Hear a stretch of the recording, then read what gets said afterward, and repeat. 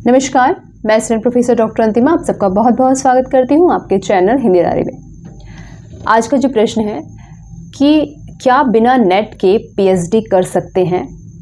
ज़रूरी प्रश्न, इस पे लगा कि मुझे बातचीत करनी चाहिए।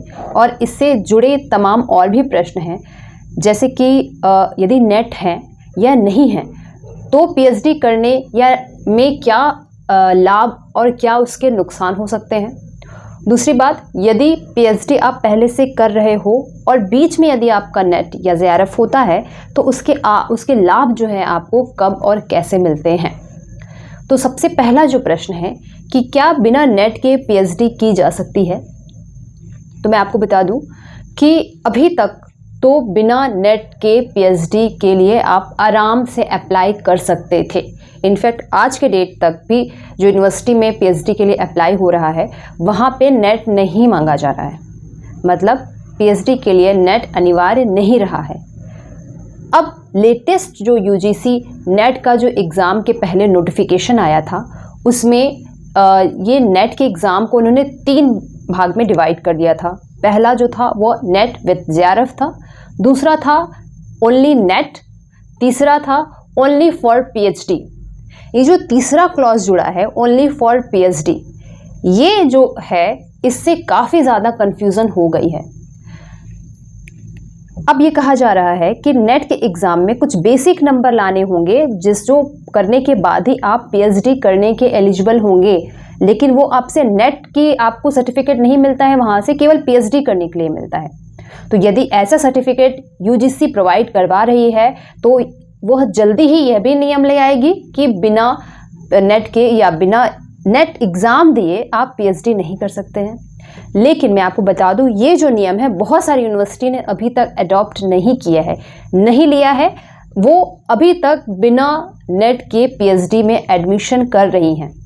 तो आज के डेट तक पीएचडी के लिए नेट या नेट जैसा कोई एग्ज़ाम अभी देना ज़रूरी नहीं है। हाँ, हर संस्था जहाँ पे आप पीएचडी के लिए अप्लाई करते हो वह संस्था अपना एक एग्ज़ाम कंडक्ट करवाती है और उस एग्ज़ाम में आपको पास होना होता है पीएचडी में एनरोल होने के लिए।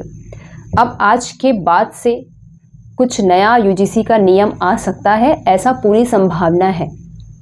ठीक है। दूसरी बात जो है कि यदि आप नेट नहीं हैं तो क्या नुकसान हो सकते हैं पीएचडी में एडमिशन लेने के। तो अभी तक जो कि बिना नेट के भी पीएचडी की जा सकती रही है, तो आपको एकेडमिक रूप से तो कोई नुकसान नहीं होता है। हाँ, कुछ फेलोशिप होती है, वो शायद आपको ना मिले, जो केवल नेट, यदि आप जेआरएफ हैं तो जेआरएफ की फेलोशिप तो तभी मिलेगी जब आप नेट विद जेआरएफ हैं। लेकिन कुछ यूनिवर्सिटी ऐसी होती है जो नेट कैंडिडेट को भी अलग से फेलोशिप देती है, तो अगर यदि आप नेट नहीं है तो हो सकता है वो भी फेलोशिप आपको ना मिले। दूसरी बात, यदि आप नेट हैं तो आपको क्या लाभ हो सकता है। यदि एक तो आप नेट हैं तो आपको पीएचडी में एडमिशन के लिए वरीयता दी जाती है, कुछ मार्क्स एक्स्ट्रा दिए जाते हैं। जैसे अब ये मार्क्स अलग यूनिवर्सिटी के अलग भी हो सकते हैं, 10 मार्क्स जेआरएफ के हो सकते हैं, उसके अलावा 5 या 7 मार्क नेट के हो सकते हैं, और उसके बाद कुछ अन्य जो सर्टिफिकेट जिसको यूनिवर्सिटी वगैरह कंसीडर करती है उसकी हो सकती है। तो ये लाभ हो सकता है यदि आप नेट और जेआरएफ हैं तो पीएचडी में एडमिशन के लिए ये लाभ हो सकता है। साथ ही जब आप पीएचडी में एडमिशन ले लेते हैं तो आपको फेलोशिप मिलती है वो अलग से।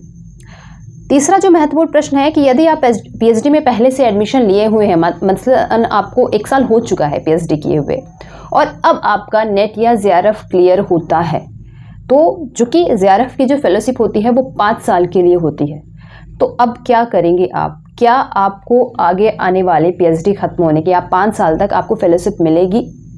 तो मैं बता दूं, जो फेलोशिप होती है वो आपकी उसी डेट से स्टार्ट होगी जिस डेट से आपका जेआरएफ का एग्ज़ाम क्वालिफाई हुआ है। अभी ऐसा नहीं होगा कि आप पीएचडी 1 साल पहले से कर रहे हैं तो वो पिछले साल से आपको फेलोशिप मिलना शुरू हो, ऐसा नहीं है। उसी डेट से आपको फेलोशिप मिलेगी, वो चाहे नेट की है या जेआरएफ की, जिस डेट से आप क्वालिफाई कर रहे हैं।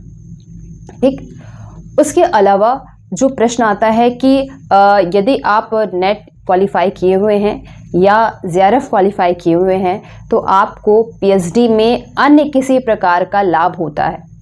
तो मैं बता दूं, ये फेलोशिप के अलावा और पीएचडी में एडमिशन के अलावा आपको पीएचडी में अन्य कोई भी लाभ नहीं होता है जो आपको नॉर्मल पीएचडी जिस तरीके से करनी होती है, नेट और जेआरएफ के बच्चों को भी पीएचडी उतनी ही तरीके से करनी होती है। ना आपको आर्टिकल की छूट है, ना कोई अलग क्राइटेरिया की छूट होती है। पीएचडी करने का जो प्रोसीजर है वो सबका अलग है, कोर्स वर्क भी सबको करना होता है, सारा प्रोसीजर जो है वो सेम है। तो ये जो कुछ लाभ थे या फिर कुछ एडवांटेज कह सकते हैं नेट करने के लिए हो सकता है। प्रश्न जो है वो अभी भी उसका जवाब मेरा यही है कि यदि आज के डेट तक तो ऐसा है कि आप पीएचडी कर रहे हैं तो नेट नहीं भी है, नेट तो अनिवार्य बिल्कुल नहीं है। ठीक, जो नया जो लॉ आया है, नोटिफिकेशन आया यूनिवर्सिटी का, उसमें भी नेट अनिवार्य नहीं किया, ये ध्यान रहे।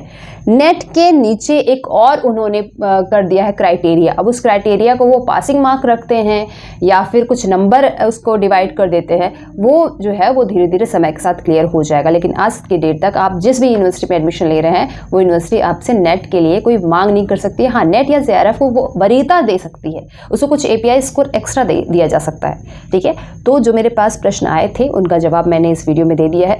आपके पास भी कोई अगर प्रश्न है, कोई कन्फ्यूज़न है इस टॉपिक से रिलेटेड, तो आप मुझसे कमेंट सेक्शन में या मेल में पूछ सकते हैं। तैयारी अपने करते रहिए, नेट का री एग्ज़ाम भी होने वाला है और री एग्ज़ाम के बाद तुरंत आपका अगला दिसंबर 2024 का नेट का एग्ज़ाम भी होगा। तो टाइम बिल्कुल नहीं है, बैक टू बैक आपके एग्ज़ाम हैं, तो लगातार तैयारी करते रहिए। तैयारी करने में एचएन अध्ययन आपके साथ है। हमारे ऐप पर भी लगातार क्लासेस जो चल रही है और हम ऑलरेडी चैनल पर भी और अपने टेलीग्राम चैनल पर भी आपको गाइड प्रोवाइड कर रहे हैं। तो आप सभी तैयारी करते रहिए। आप सभी को ढेर सारी शुभकामनाएं। शुक्रिया।